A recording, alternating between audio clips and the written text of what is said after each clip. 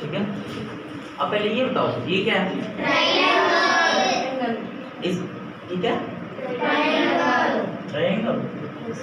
और एक ये ऐसे ही होता है थोड़ा सा बिल्कुल स्ट्रेट सा, फिर ऐसे, फिर ये ये होता है राइट एंगल ट्रायंगल और ये होता है ट्रायंगल।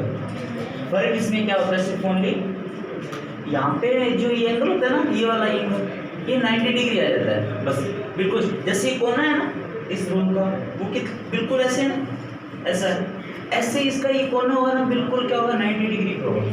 इस जैसे इसका कोना देखो बिल्कुल 90 डिग्री है, जस्ट आगे बिल्कुल स्ट्रेट मुड़ रहा है ना, इसको बस इसको बोलते हैं राइट एंगल ट्रायंगल। ठीक है, ये कौन सा होगा? सीधा ट्रायंगल होगा। इसकी भुजा कैसे भी हो सकती है, लंबाई चौड़ाई क्या हो सकती है इसकी, अलग अलग हो सकती है। ठीक है, अब ये क्या है? स्क्वायर है। स्क्वायर का एरिया कैसे निकालते हैं बताओ? Side to side. किसी, अब मेरी बात सुनो, किसी भी अगर चीज का एरिया निकालना होता है ना, तो उसका साइड टू साइड ही लगता है। सिर्फ एक ट्रायंगल ही ऐसा होता है जिसमें हमने एक चीज को हाफ लेना होता है। जैसे इसका क्या होगा? ये हाफ होगा 1/2 इंटू बेस इंटू ये क्या होती है? Height into height. बस इसका ही फॉर्मूला अलग होता है। बाकी देखो इसकी साइड लेनी है अपनों ने, ये मानो a, ये भी मान लो, क्यों इक्वल है ये, इसीलिए स्क्वायर बोला इसको।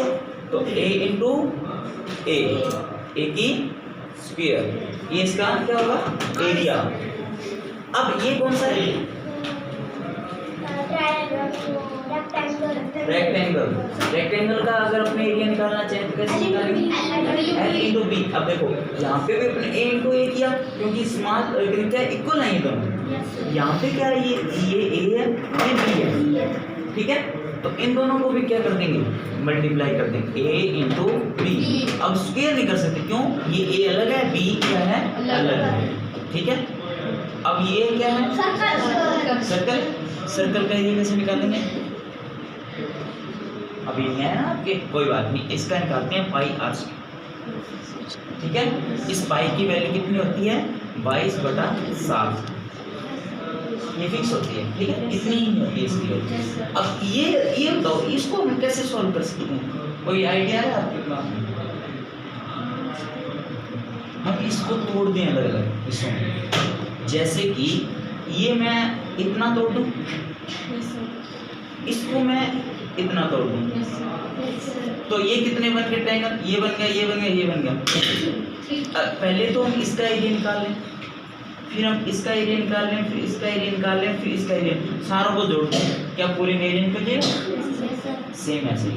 ठीक है, इन पर अलग अलग फॉर्मूला, इस पर ट्रायंगल का फॉर्मूला लगेगा, यहाँ पे भी ट्रायंगल का, राइट एंगल का, यहाँ पे राइट एंगल ट्रायंगल का लगेगा ये वाला। ठीक है, और ये यहाँ पे भी राइट एंगल ट्रायंगल, यहाँ पे क्या लगेगा? ट्रायंगल का, और ये क्या बनेगी? स्क्वायर। इस पर स्क्वायर का फॉर्मूला। ठीक है, तो पूरे का क्या निकल जाएगा अपने पास? एरिया। अब ये बताओ ये क्या होता है? पैरेललोग्राम इसको बोलते हैं। अब इसमें पता क्या इसको पहचान कैसे होती है? पहचान ये होती है, जो ये सामने वाली दीवारें होती है ना, जो ये बिल्कुल बराबर चलती हैं। ठीक है, अब इसके और कुछ भी हो सकते हैं, ये टेढ़ी मेढ़ी हो सकती है ये वाली दोनों, लेकिन ये दीवारें बिल्कुल पैरेलल चलेंगी। पैरेलल का मतलब बिल्कुल बराबर चलेंगी।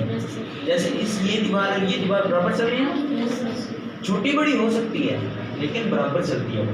ठीक है, उसके यानी जो बीच में दूरी रहेगी उनकी वो इक्वल रहेगी, सेम रहेगी। यहाँ पे भी इसके बीच में दूरी सेम है इस दीवार की, तो वहाँ पे भी गेट के पास भी देखोगे तो बीच में दूरी क्या है, सेम है, ठीक है।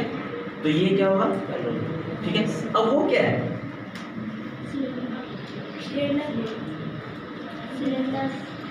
वो सिलेंडर नहीं, सिलेंडर ऐसा होता है बेटा, ये गोला होता है, नीचे गोला होता है, फिर ऐसे ऐसे ऐसे करके ये सिलेंडर होता है। वो क्या है,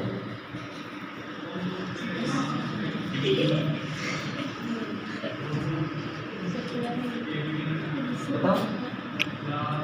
अभी आपने ये बताया था, ये क्या था, वो भी क्या है, वो भी एक रेक्टेंगल है।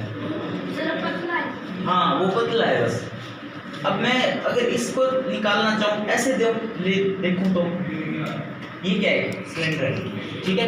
लेकिन अगर मैं इसको ऐसे बिल्कुल बीच में से कट कर दूँ और फिर देखूँ साइड से तो बिल्कुल सेम वैसा दिन मिलेगा अपने को, सेम क्या रेक्टेंगल, ठीक है।